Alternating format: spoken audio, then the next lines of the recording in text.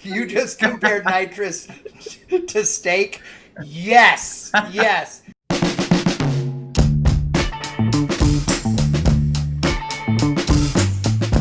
Welcome everybody to episode 7, the bracket racing edition of Drag Racing Friends. I am pleased to have Barrett Green in the house again, and the one and only Big Nasty Kyle Seipel himself, dude.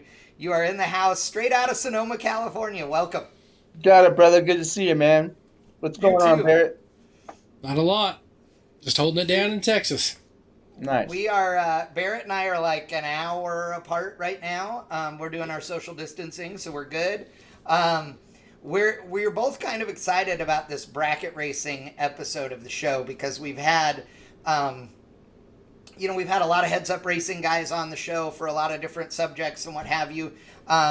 You and I grew up at the same place, even though we weren't friends as kids. We both grew up at Fremont Drag Strip, where your mother, Georgia, ran the place, and my dad raced there, and both Bay Area boys, and love Northern California drag racing, stock eliminator, super stock, super gas, bracket racing. That was what we grew up around. And, absolutely. And for me, I grew up knowing that, the guys that were sportsman drag racers, those dudes were not only had to be killer on the tree like a heads up drag racer, but they had to be good down at the top end too. They had to know how to run the stripe. They had to know how to judge where somebody was. They had to have more awareness of where they were on the racetrack. And so I've always had this amazing respect for bracket racers. Also because of the fact that in the heads up drag racing world of, pro stock and competition eliminator and go into pro mod and all of that, there are a ton of guys that started as sportsman drag racers. Absolutely. So, and so that's why I've always had this special place in my heart. You know how much I love your, events, all the Spring Fling events. We, stream the Million in Vegas, which we love so much. It's just the most insanely awesome event every year. But everybody grows up with something different. I mean, Barrett, what was your world like as far as bracket racing when you were getting into drag racing? The most I ever really kind of dealt with it was my uncle took his Camaro to the track a couple times, and I think just ran Thunder Valley, so it was PSRA nights. I want to say he was running open whatever, I guess open comp, because he had to write a dial on. So, I mean, to me, I never really got into the bracket racing because I wasn't really exposed to it, if that makes sense. Yeah. Most of the stuff I was exposed to was heads up racing, but a lot of people are like, oh, bracket racing is a waste of time and all that other stuff. But to me, like, bracket racing is good for bracket racers. Like, you're out there, they're packing the tracks, everything else. Like, that's a good, it doesn't matter if it's bracket or heads up or index or whatever. Like, at the end of the day, you're out, you're spending money with all the motorsports companies, everything else. Like, it's good for the sport.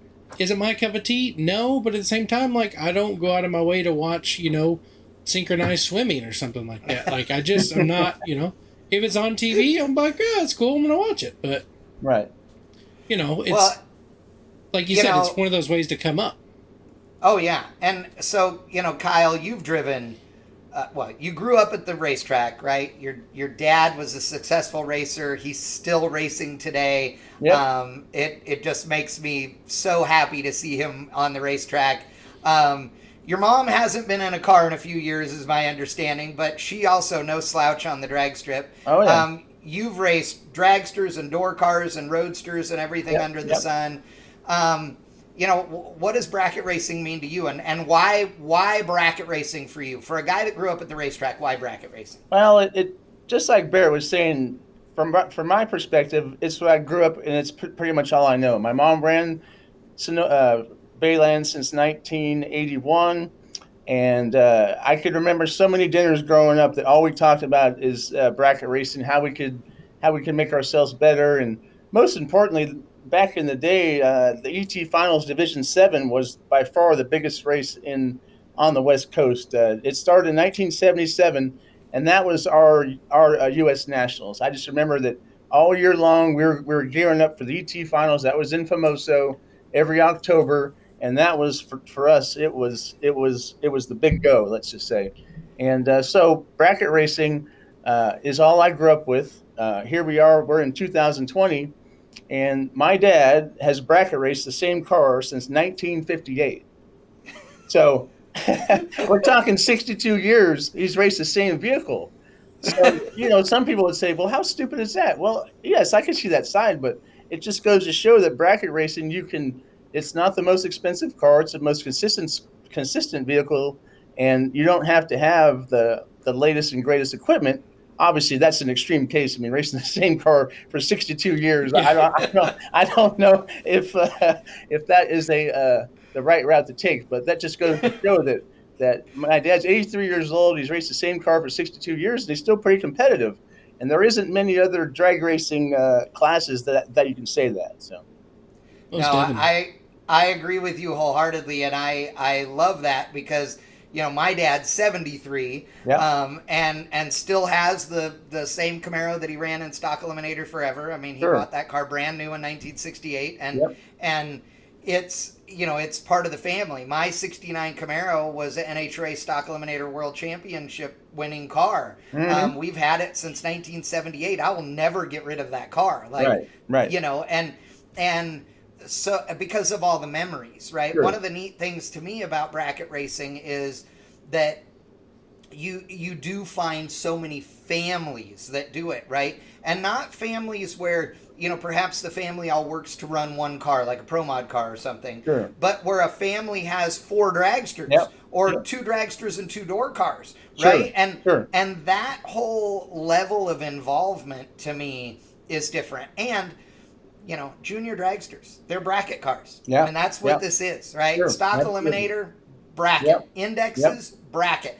I love the fact that guys think that an index class is not a bracket class. And you're like, just because you don't have a handicap start, dude, it's still a bracket class. It's bracket racing. Absolutely. And some of those index guys think, oh, it's heads up, so it cracks me up on that one. But, okay, so before we go any further into the show, because we have some special guests and we have a lot more to talk about, we need to go and watch our Insanity segment. They sent you a link to a video, so let's all watch the video. I have not seen this one yet, and then we'll talk a little bit about it.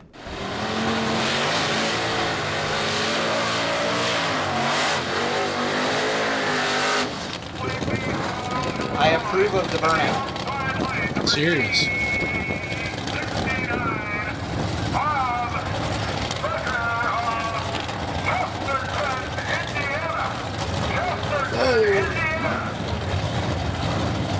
Dude, a 69 Chevelle is my ultimate Chevelle, just saying. It's a serious one right there.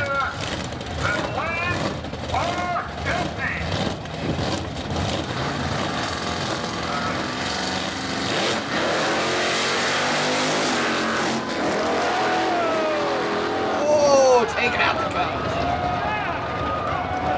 Clean up on all 3 there. Well, love it. This must be a Byron, huh? That's exactly what I was just gonna say. It's Byron. It's got to be. Love it.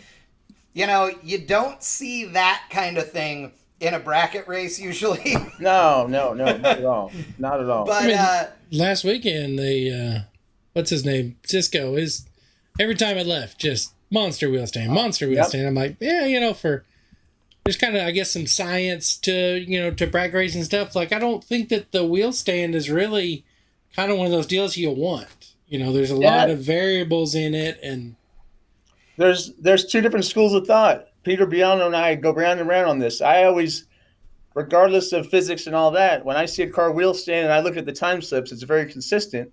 He tells me that if a car doesn't wheel stand and just goes straight out, that it's more consistent. But time slip wise, I've seen cars go either direction. So, and as a guy who's driven plenty of super stockers, right? Yeah. And like new Copo Camaro. Yep. Those are cars that always carry the wheels, right? Absolutely. And that's one of the best parts about it. I mean, what's it like to be in one of those cars with the wheels up in the air and seeing nothing but sky? People always ask me, what's the funnest car I've ever driven? It's always a car that does a huge wheel stand. Absolutely. It's just, there's no better feeling than being 60 feet, 100 feet out and you can't see the finish line. It's great. It's cool. Oh, yeah.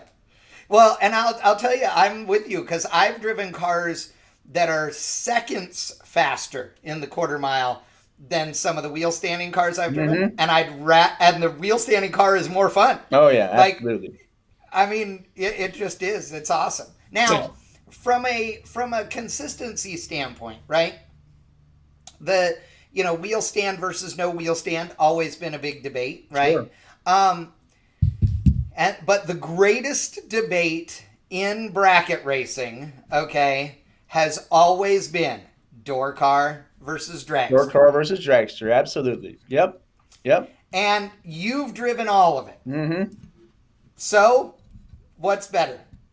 Well, I think it is a little bit of physics here. I mean, let's take eighth mile cars. A dragster typically runs in the 450s this day and age. A door car is typically, let's say, 580s. You're on the track longer, and it's just inevitable that when you're on the track longer, your car is going to be not as consistent because there's more variables with wind and track conditions and such. So in layman's terms, I would say that a good dragster over a course of a weekend is going to move, let's say, 300ths. A door car is probably going to move about 33% more than that. So it's going to move about 4.200. So, back, it's been about 10 or 11 years ago, Peter and I separated door cars and dragsters just for we were actually looking to level the playing field and try to get more door cars out to race.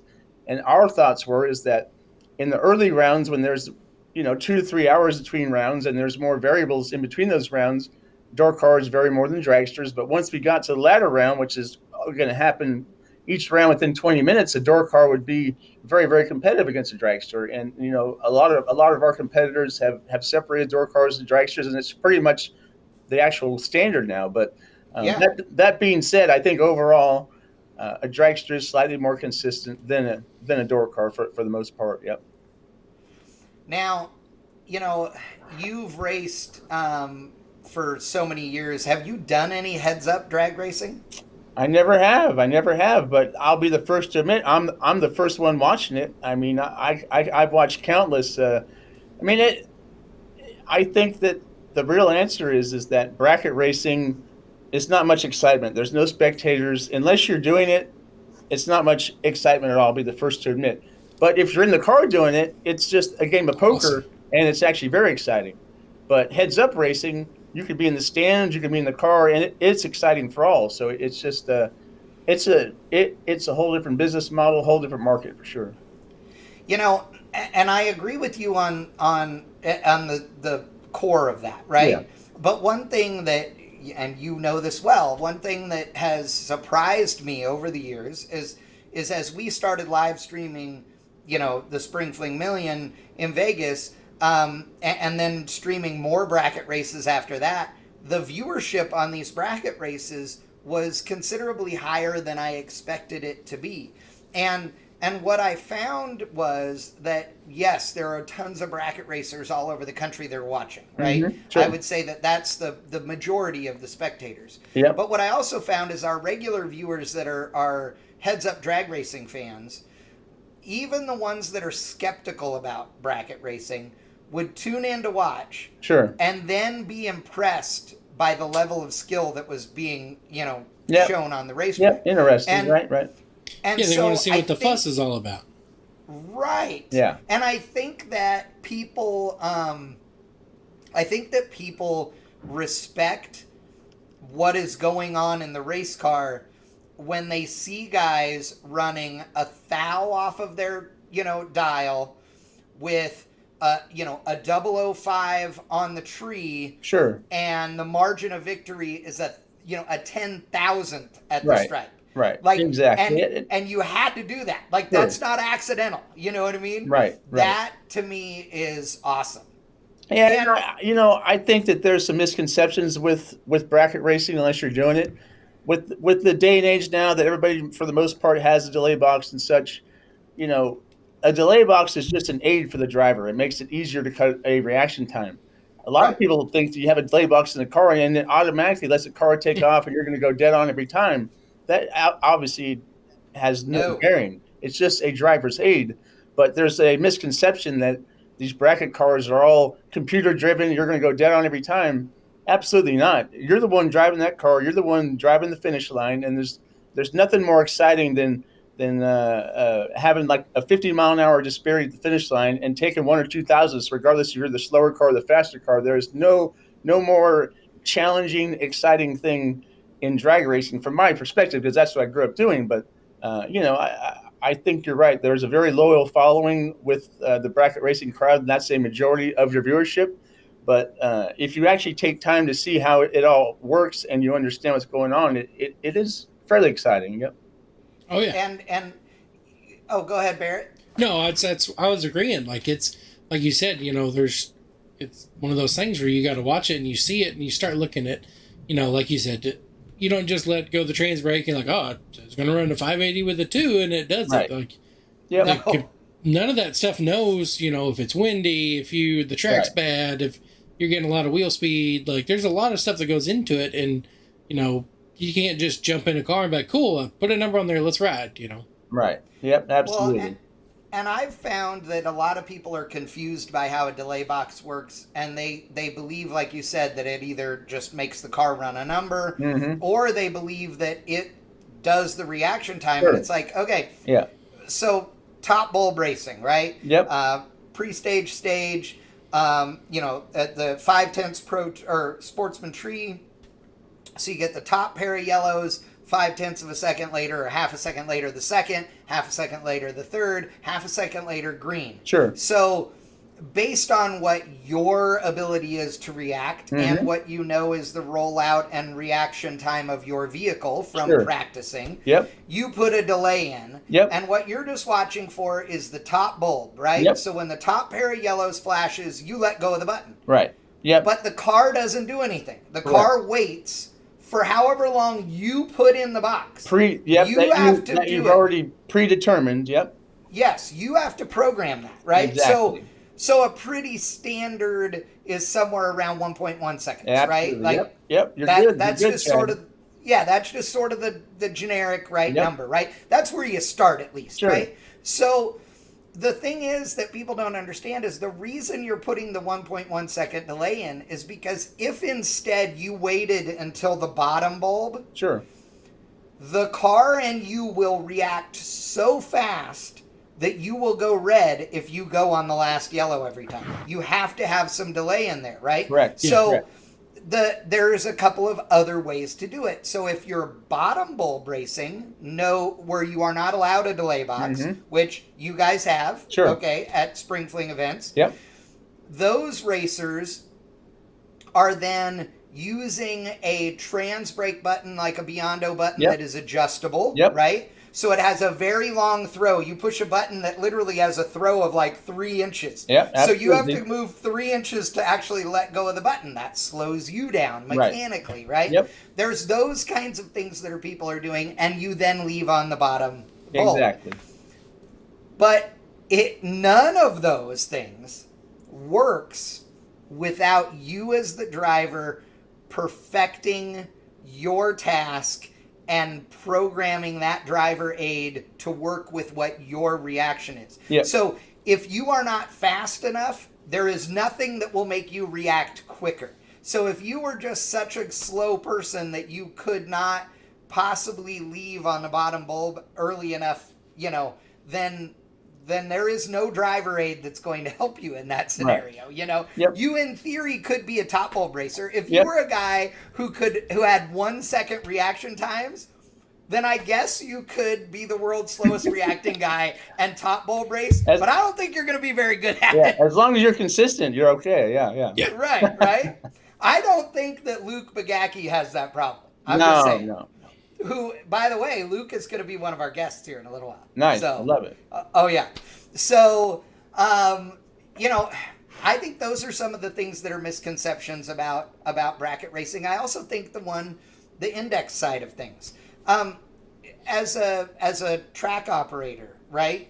Do you see a difference in the attitude toward an index class versus a traditional bracket class? Yeah, absolutely. I mean, for whatever reason, it usually people have a different philosophy between the two. We're all drag racers, but it seems like that they're cut from a little different cloth. That's for sure. Yep. And what is it that they think is is different about index racing versus bracket racing? What do you hear Well, most often? Let's just take a 990 super gas class, which has gotten totally out of hand, in my opinion. That's a whole nother topic. But let's just say in 2020, your average super gas car probably is about $100,000, even though you're still going 9.9 seconds.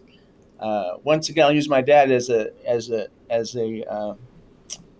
example. He started 990 racing in the mid 80s with a car that was probably about $10,000, right? So here we are in 2020. We're still going 990, but there is a pretty big advantage to having a car that has big speed. You're in control of the race, and they also tend to run more consistent for a lot of different reasons. But so let's just take the super gas guy. He's got a $100,000 car that'll probably go 750, and he's toned it down to go 990 at a very high speed.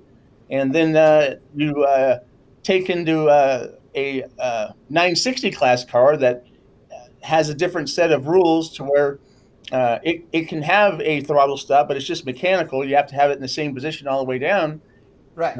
And, I'll be quite honest with you. I think this day and age that is a lot better system than taking a $100,000 race car and slowing it down 2.5 seconds. But it's pretty much monkey see, monkey do these days.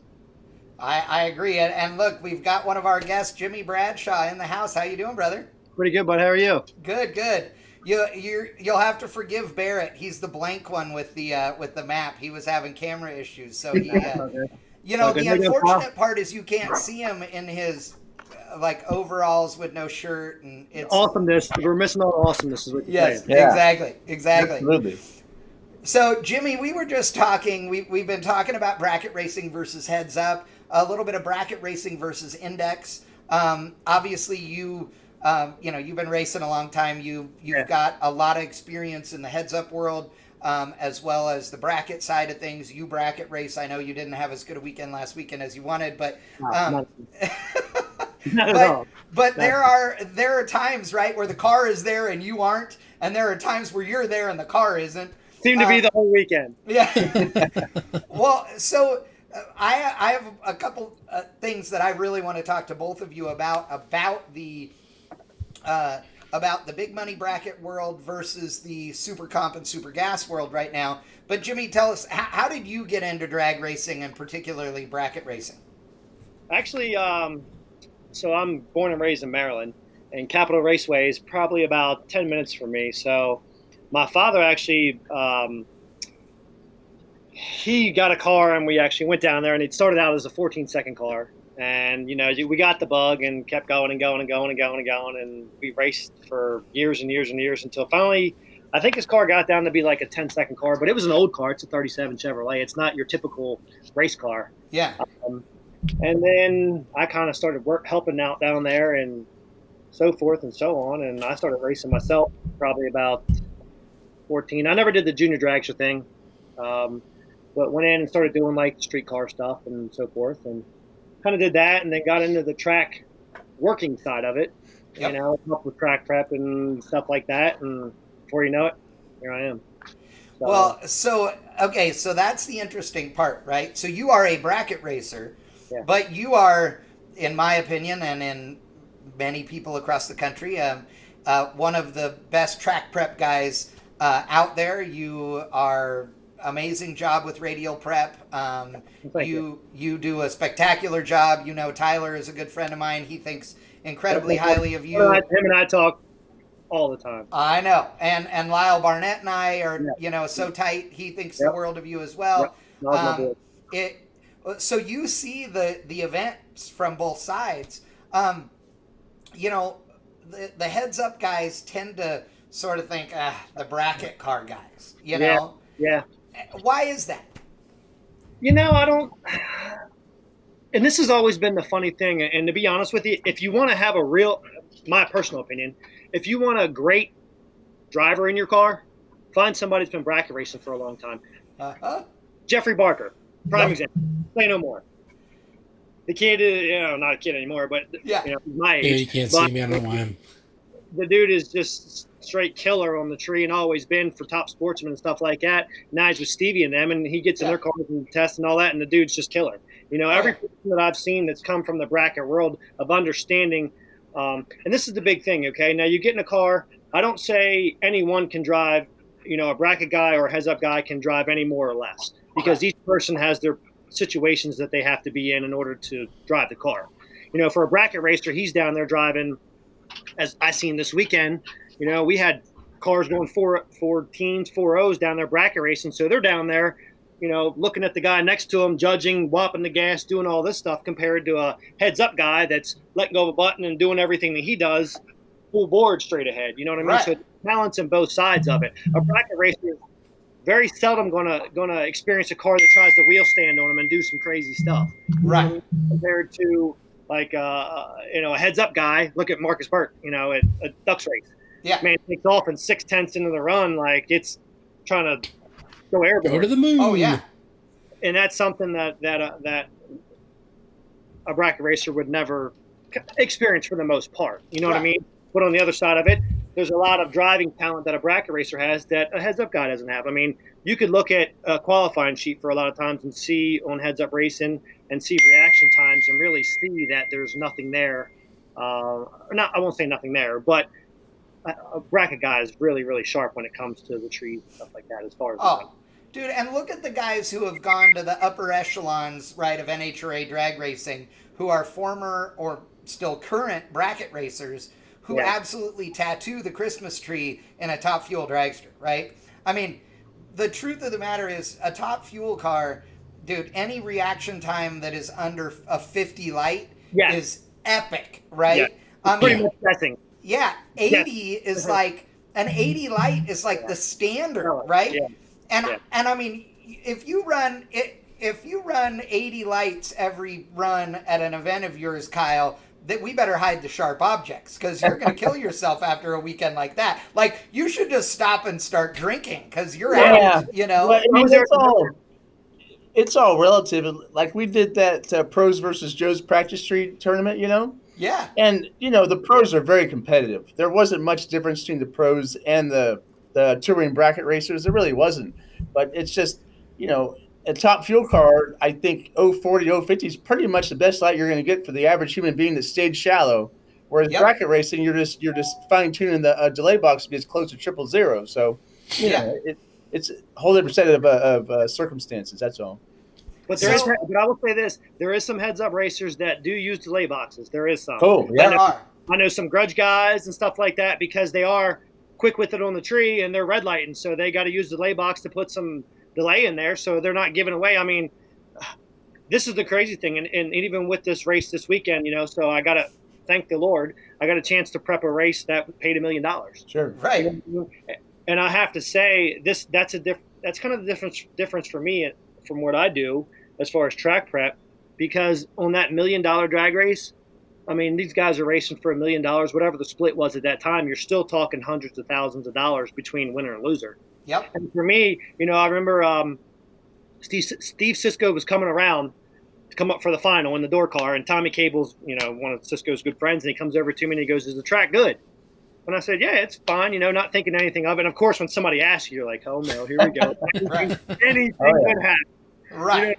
So of course you go up there, it's like, it really sets in. This is a $1 million race, and you kind of get up on a chip, if you will, as a track prep guy, because at that given time, especially a wheel stand in the car, I had it happen the day before. There was a little mishap, and he took off and went sideways, and I'm like, this can't happen in the million. And thank the Lord, it was a good race and everything happened. But what I'm getting at is, so you're racing for $1 million on the bracket side, but I've done some heads up racing where it's been 50,000, 100,000, whether it be a grudge race or whatever, and the pressure has been just as high because of the situation. Sure. You know what I mean? Right.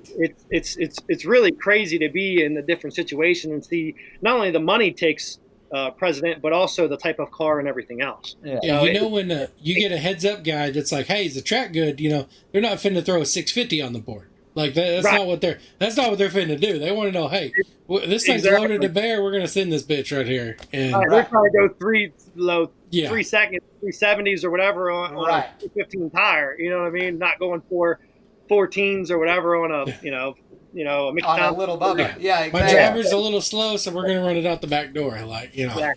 And to Jimmy's credit, obviously everybody knows there's a different track prep from small tire car to a bracket race. But what most people don't realize, there's 600 to 700 cars running in a day. There's so many pairs down the track. You have to have such a different track prep as opposed. So let's take a no prep race. They might have, 300 cars running on the track in a day. A big bracket race, shoot, they have 3,000 runs a day. So that's impressive. He really has a great handle on it, because that's not a simple task.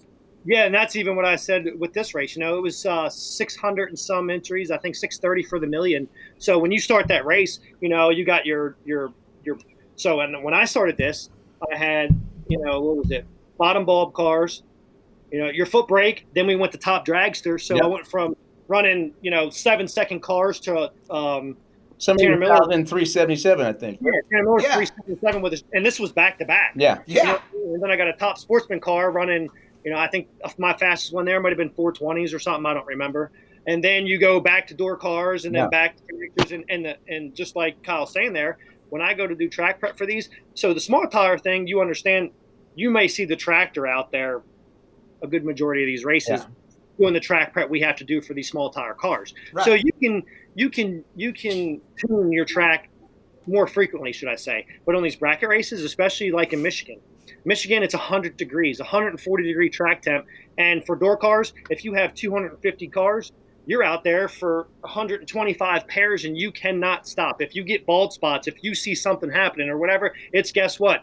You're on for the ride, because I can't say, ho, stop here. And I'm going to do the track this, because the guy, the 10 pair in front of him is going to go, what happened to me? You know what I mean? They're going to burn the track down. When they promote and say, your track prep, dude, just prep the track for for these pair. But what about when I lost because I was 2,000 slow? Yep. Right. Exactly. Well, it's a lot of work all the way around. And you really have to understand, another thing for the track prep side of it is, now that you have 700 cars, you got to understand how to run these cars. You can't go out there and clean up every little oil spill. If you've seen me at the Million, there was times I let people do the burnout and was cleaning up after that because the show has to go on. Yeah. We know with promoters and track people, there has to be X amount of cars that go down a racetrack per hour in order to make this show work for the event that has 700 cars. Absolutely. Yeah, it's a math game. And I think that is an absolute critical difference between the bracket race and the heads-up racing world. Yeah. And it's one of the things that frustrates me is I'm at an event, I'm in a car, it's not a bracket race, it's a heads-up category, and you're sitting there and you pull up behind the water and the pair in front of you is slower than hell, right? Yeah. Like, it takes them 5 minutes to go through. So I tend to be the guy that's shutting the car off, because if it was bracket cars, I mean, at Vegas for the Spring Fling Million, last year, what was the average? 38 seconds a pair. Wasn't that what it was? It was. Yeah, it probably wasn't that fast, but door cars are probably about 55 seconds. Dragsters about 105 because they burn out over across the line. But yeah, something on. That's right. Yep. We try to shoot right around 100 cars an hour, or 100 cars an hour, something like that. I've been as high as 148 at one time. Jesus. Yeah, wow. It's crazy. Now, and the thing about that is, for you as a track prep guy, what people don't understand, everybody knows that if the track is cold, putting cars down, it heats the track up. What they don't understand is when it's hot, putting cars down, it cools the track down. Yeah. And not to mention the tractor, when you put it out there, you're flattening the rubber again, you're doing some things that, the rubber tries to blister up and do a bunch of things. So I have to say, for me, that's the benefit that I have being a track prep guy and a bracket guy and being in the business, because I understand when I do these big dollar bracket races, I can kind of make the track remain the same throughout the whole event by doing different things with it. And that's my job there. You know what I mean? My job is to try to keep it as much to the same. You can't deny track prep with the sun out and nighttime. You know what I mean? Oh, yeah. But still try to keep it as close to possible from daytime to nighttime as you can throughout the event. And so there's times that you might see me spray and then not spray, drag and not drag. You might see me drag constantly throughout the day, but once we get to 7th round, I don't touch the racetrack, because at that point in time, it is what it is. But then on a cold day, it might be the opposite. I might not touch it during the daytime, but at nighttime, it's whatever. I mean, Peter was at Darlington for one of the races, and it was a colder race, and he even come over to me and he says, Jimmy, you know what? I kind of screwed up there because, he actually got tore down. It was a teardown, so the track kind of sat for 30, 45 minutes. Yeah. And any bracket racer, even myself, would probably threw a couple numbers in there, and he did, and it peeled on down there and went the same. And he come back and he says, "Man, it got me." And I said, "Well, I tried to keep it the same, but it's one of them things. If you try to simulate the same thing and know what the racer's looking for, that's the job of a track prep guy between heads up and bracket. You got to know what you're looking for. A heads up guy wants the best possible track at any given time. Right. The bracket guy wants a consistent racetrack throughout the whole thing. Yeah. Right. If you give him a great racetrack first round and then second round or buyback, it's crap. He's going to come see you. Yeah. say pretty good words. So I got one more thing I want to address before Jimmy goes away, because I know that Luke Bogacki is coming on here pretty soon too. Awesome. So before he gets on here, we got to talk a little smack. So are we gonna do math?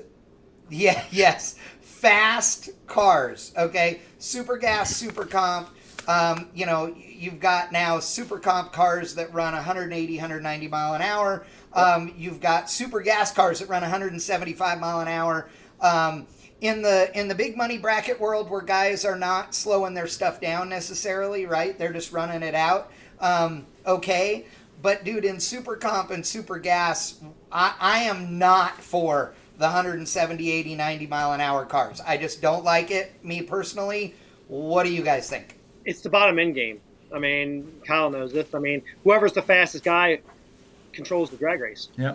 Yeah. Bottom line. So that's where it boils down to. As a bracket racer, some guys are very, very, very good at being the chase key. Yeah. Right. I know guys that have been running 7.0 cars forever and dominate because they see this drag race. I know it was me as a dragster in a 470 car. If I race a 7.0, 720 car, I see that race every once in a great while. So for me, it's unfamiliar. To him, it's an advantage because he sees this race pretty much all the time as a 470. Right. To where I really think I get what you're saying, but it boils down to they just want to control the race. Yeah. I mean, I think if I'm not mistaken, there's some super comp cars that's been 200, correct? Sure. Yeah. Yep. Couple of them. Yeah. So and it just makes for a very interesting finish line. And for the people that get it, that understand the race and understand the numbers as far as the bracket side, it's to beat on the finish line and see that come on. It's pretty exciting. I mean, of course, more of the racing's moved toward the 8th mile part of it, but you can't beat some quarter mile racing, man. Especially when you got some big mile an hour disparity and stuff. Yeah, it's nothing being on the finish line and watching a low 7-second car in a quarter mile, chase down a 1050 car or something like that. It's just, it's exciting. See, and my bracket racing has always been with a slower car, right? Yeah. Heads up stuff, I've been in fast stuff, right? But bracket racing, I've always been the slow car. I mean, in fact, I've won a ton of stuff at Sonoma back in the day in my former life in a rental car, as the guy that everybody was catching and loved it. Come on, bring it, big boy. Let's see if you can get down here. And you want that stripe? I'm going to make you take it. And I'll tell you a little story before you kick me off here. At the Million, I don't know if you remember, it was a gray G-body type of car. It might have been a Cutlass or something like that. It was, I think it got down to 5 or something like that. Anyway, he was a local guy. Local family, like you could tell it was family. Like they were pumped, Yeah. So I'm over there talking to AJ. I think he lost it, I don't know, 3-5 cars, whatever. And he walks over to AJ and he goes, "So how much money did I get to lose?" And AJ goes, "I think it was 100,000." And he looked at him like, the guy had no idea how much money he was. That is so awesome. I love it. I was like, I want him to win. Yeah. Yes. Yeah. Exactly. It was like, every bit of that money is going back into the car because it was just an average car. It was a no-name guy. And I tell you what, man, I like nothing more than at these big races to have just some regular no-name guy that nobody knows out there just doing this, swinging away at it. Yep. Don't even know what he's racing for. He's just doing it just because he loves to do it. Yeah, that's the beauty of bracket racing for sure. Well, like everybody's talking about Cisco winning the million and then doubling, winning the $100,000 the next day. Yeah. But just as many people are talking about the dude that drove his car to Bristol, camped out and won, I don't know, $100,000 or whatever. He won the foot brake race. Just as many people. Yeah, the dude had like a $25 Walmart tent out there, just like, I'm having fun. Absolutely. That's There's like, quite a few people that's done pretty good this weekend. I'll make some notables, even from some friends of mine. There was a race in Maple Grove, and Scotty Bottomer almost doubled up out there. He won the 10 grander on Sunday, Sunday, and I think they combined them for 20 or 30 or something. Or he won the Saturday race, Friday, Saturday, and then won the run it up in the combined. So pretty much he won and run it up throughout the weekend. So there was quite a few people trying to double up throughout the weekend in the bracket racing world. it was a good day. It was a good weekend of bracket racing, and hopefully we have a lot more great bracket racing happening this year. With everything going on, who knows? It's going to be interesting. But the producers are yelling at me and saying to kick Jimmy off because Luke is apparently waiting in the wing. I know, right? Right? All right. Well, you're getting bounced, Jimmy. You're getting bounced, bud. All the time. I'll see you in Bradenton, Jimmy. Yes, sir. Yes, sir. I love seeing you guys, and thanks for having me, and I really appreciate you. Absolutely, Jimmy. Thank you so much. We will talk to you soon. Take care. Dude, Luke,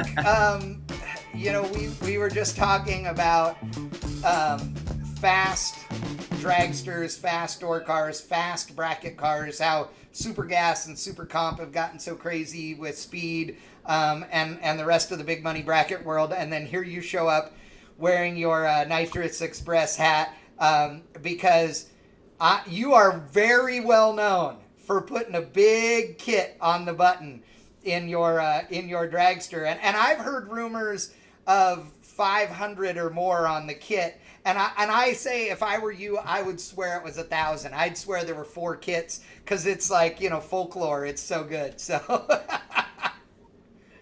If there were an option for 1,000, I'd have it. By the time that I realize that I need to go from a wheel behind to a wheel ahead, I need it now. So yeah, the more the merrier. You and I talked about that one time, and I said, why do you put such a big kit in the thing? And you said, because when I decide I want the stripe, I need to be able to have it with the button. Like, if it's mine, I'm taking it. I need to be able to get it right now.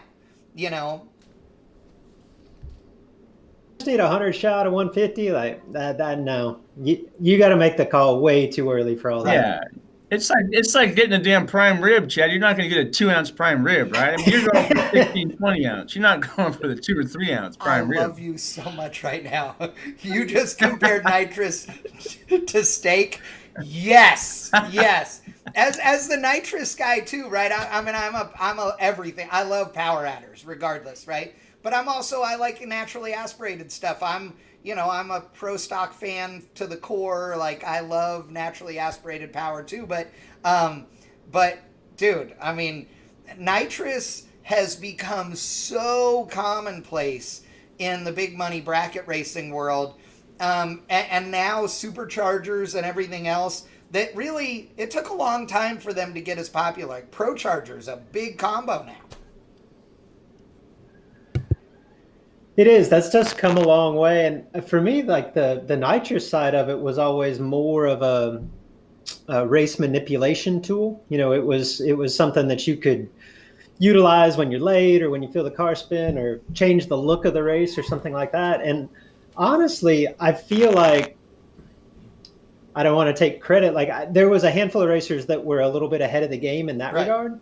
And I almost feel like it's getting away from that now, specifically in 8th mile bracket racing, just because the game is so freaking precise that the more tools you give yourself to change the dynamics of the race, like it just makes your job harder. You know what I mean? Like I know that nitrous is still a common thing. I just don't personally think it's as useful in my racing today as it was maybe 10 years ago. So, we were just talking about like I said, the Super Gas and Super Comp cars that are going so fast now. I understand the physics behind it. I get the reasoning. I get the thought process. I just don't like it. Like it feels wrong for me. I earlier we were talking about the 990, Super Gas cars versus 960 index cars. And the difference being that the 960 index cars have to use a mechanical throttle stop, right? And those guys still consider that to be heads-up racing, even though it's the same thing.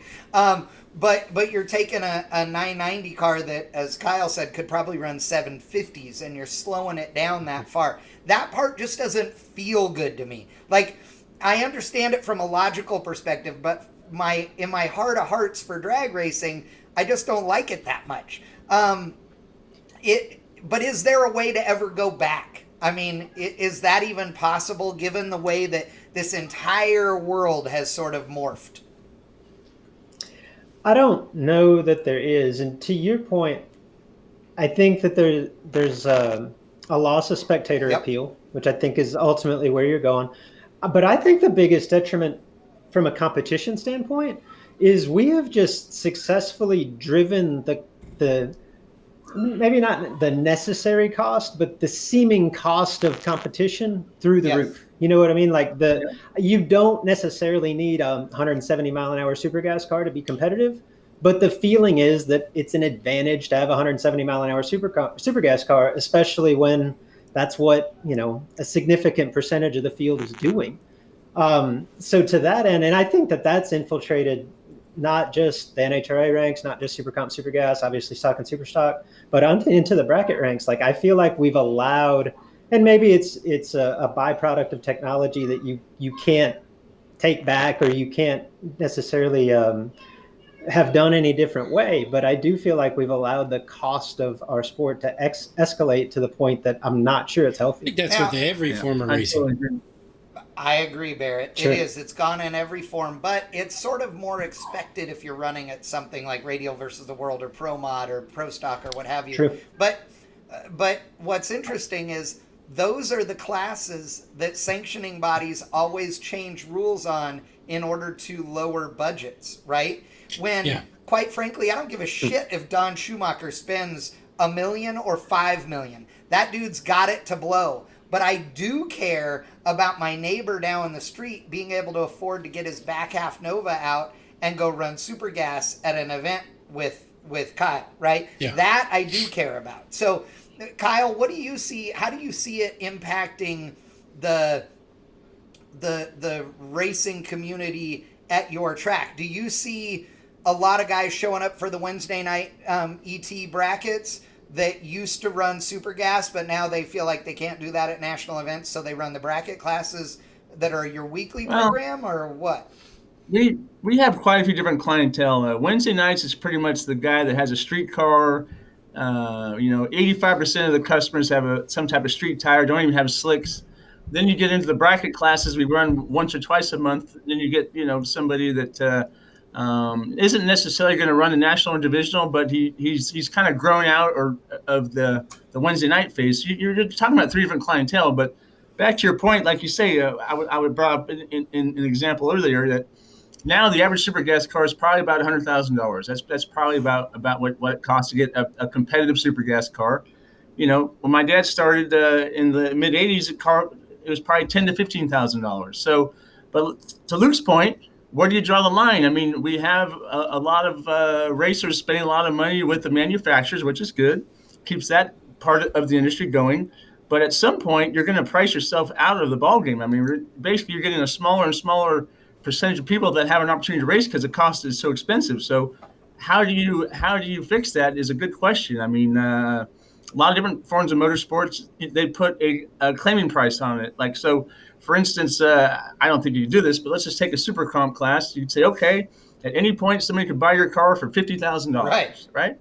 Is that a way to try to calm things down? I don't know. At this point, it's gotten so out of hand, but I think that we need to somehow use that philosophy to try to get the cost down, to try to get a lot bigger opportunity for more people to race. That's for sure. What is the average cost, do you think, of a dragster that's running at a spring fling event? What do you think, Luke? 75, 80 grand, something like that? Yeah, I mean, you can vary so much. I mean, you could be competitive in a $35,000, $40,000 car, but there are cars there that are well north of six figures, Yep. So, but yeah, average, I would think 60 to 70 probably. So what the reason I asked that question is to sort of fall back on that heads up versus bracket racing, world, right? And which is how this whole discussion started.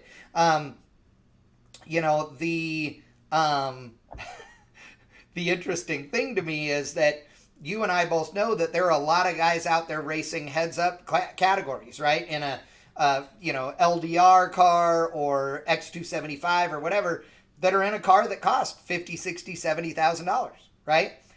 But somehow those guys look at a guy with a dragster and kind of think less of them in some cases. Yeah. And it's like, dude, there's just as much technology, right? In some cases, it could be the same car in all of the drivetrain ways, right? Could be a pro-charged big block with a power glide from Rossler and a 9-inch from Mark Williams, right? Yeah.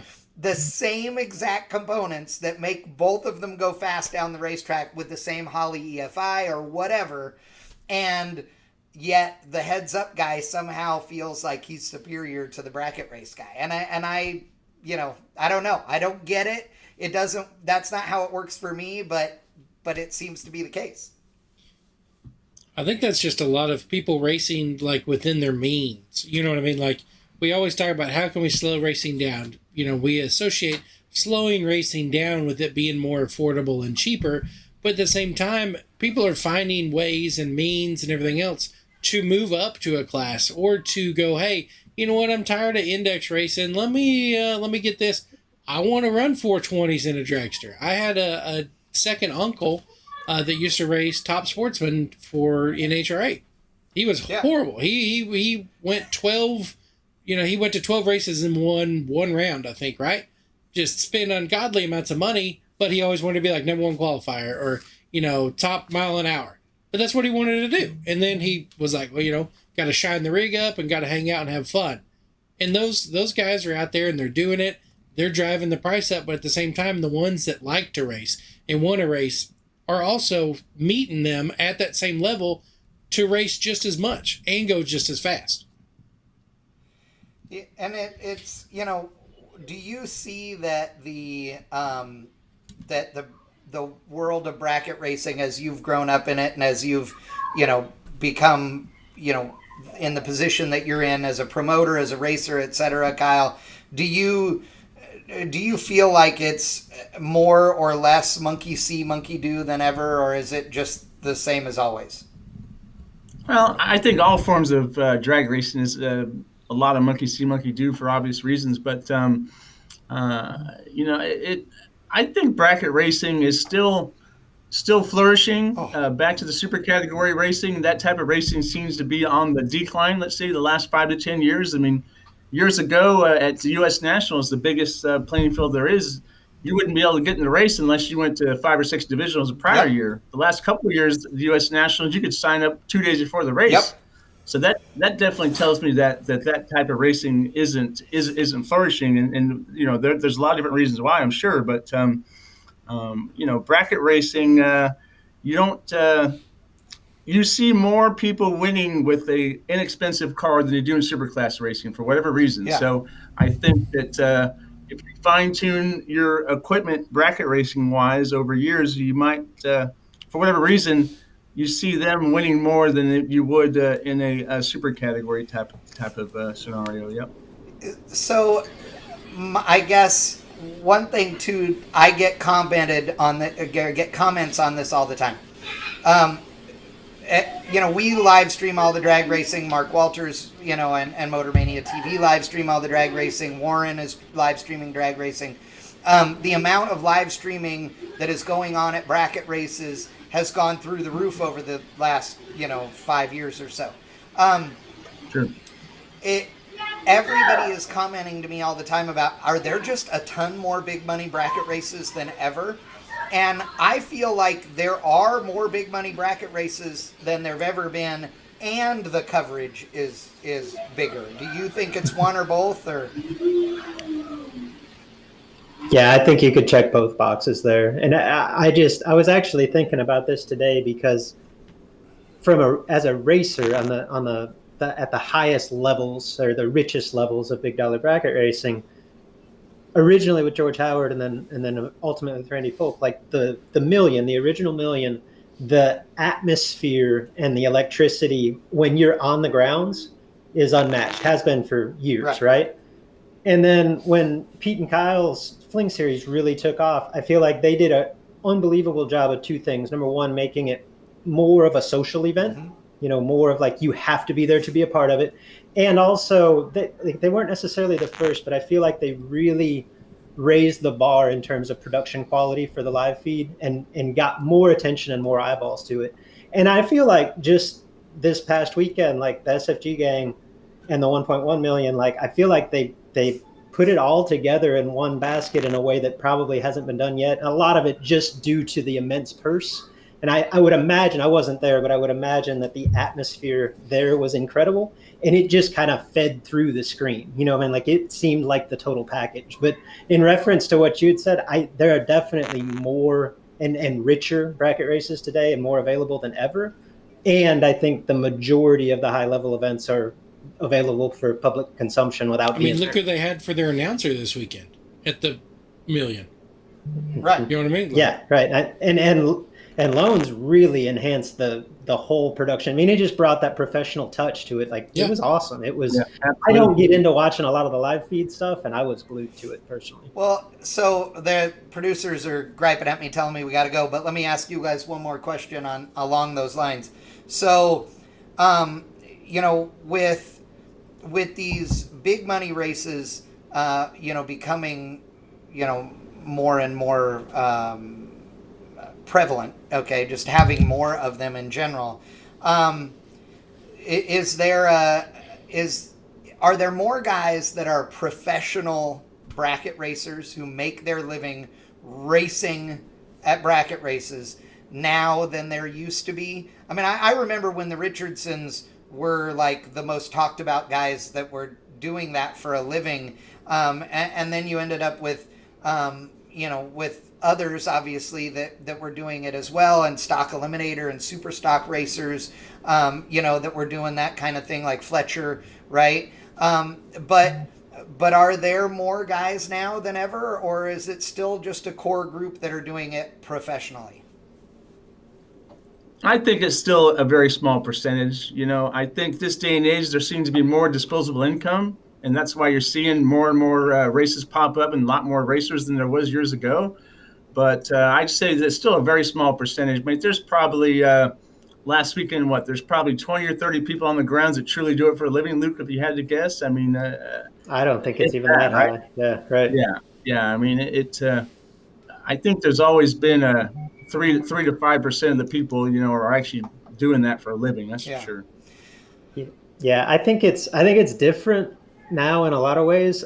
I think it's harder because there's more parity. It's just harder to win at a high level than, you know, a decade ago when I was kind of doing it for a living. And on one hand, there is immense, you know, purses and money available, but we talked a little bit about the cost of racing and the cost of getting involved. And now to simply go to all of those races that are available, not only do you have the incoming expense of equipment, but just the bankroll to keep going if you don't win for a month or two is 3 times what it was 10 years ago, right. You know, just to pay entries and buybacks. So yeah. And if you don't have a toter home and a stacker, you're looked at as a weirdo, it seems like nowadays. I still have never even owned an enclosed trailer. So, you know, hey, whatever. I don't care. I always said, you know, back in the day when I was trying to put a pro stock truck program together, luckily, you know, before it all went to shit, I always laughed. I said, I don't care if I have to haul this bastard on an open car trailer to the event, I will, because I don't care about what I show up in. I care about how it goes down the racetrack. But you know, nowadays the whole race is it's a car show. It's a you know a big wang contest. It's all those things in one. But ultimately, I think because of guys like you, bracket racing is alive and well. I mean, Kyle, you know, I think the world of what you and Peter have done. I think that you guys are. I think that you are so good for drag racing, period. I think you are amazing for bracket racing. I think that so much of the big money bracket racing world owes the direction and the feel of events to you guys because, like Luke said, you guys have made it feel like a family atmosphere, like a social event, like something that people... You don't look at it and go, God, I went home from a race all weekend. You went home from vacation where you got to race. And that's a big deal. When you're hauling your family and everybody out to spend 5 or 6 days, I think it's just a big deal. And again, my hat is off to you. You guys have done a spectacular job. You care about it. And quite frankly, there are a bunch of heads up drag racing promoters in this world who should be quite concerned with whether or not you guys ever decided to do a heads up race, because if you did, you'd put them out of business. Let me tell you. I'm telling you, there are some out there. That is the one thing, is that there are a bunch of guys doing heads up drag racing promotion that just are not nearly as good of people as I'd like to see, and like we see in the bracket race community. So thank you. And Luke, thank you so much for being on board today. We do appreciate it. What's the next event for you? 10Gs at BG, what used to be the 10 Tech Yep. series, be next weekend. So we're going to ease down there with my little Vega and my wife's car and see if we can make a little We didn't dent. get to talk about dragsters versus door cars with you. I did with Kyle, but I love the fact that you're bringing the Vega back because I'm a door car guy, so I love that. We will be watching. Kyle, last thing, any word, when is the Spring Fling Million coming to Vegas? Do we know yet? You know, if I had $1 for every time somebody asked me that, I could probably pay the $1 million by now. But the truth of the matter is that the EGC concert, which is a huge rave there at LVMS, along with NASCAR, is pretty much bottlenecked everything. But that being said, we should have an answer in 2 to 3 weeks, and feel confident we will have an event at Vegas, most likely in October. But we should know in 2 to 3 weeks exactly what that date will be. Perfect. And we will be there. Let Peter know. He asked me about doing finish line interviews and stuff, and the answer is yes, we can make that happen. It will not be that difficult. It'll cost us a little money, but it won't be difficult, so we'll make that happen. So perfect. All right. All right, boys. Barrett, you look wonderful on your black screen down here, my friend. That's your best side, I gotta say. I put on my Stars and Stripes overalls for no reason. Yes, you did. Yes, you did. All right. Well, thank you very much, guys. Ladies and gentlemen that are at home watching, thank you for joining us for the bracket race heads up / whatever edition of Drag Racing Friends. Big thanks to our special guests. We had a great time, and we will see you on the next episode. Peace.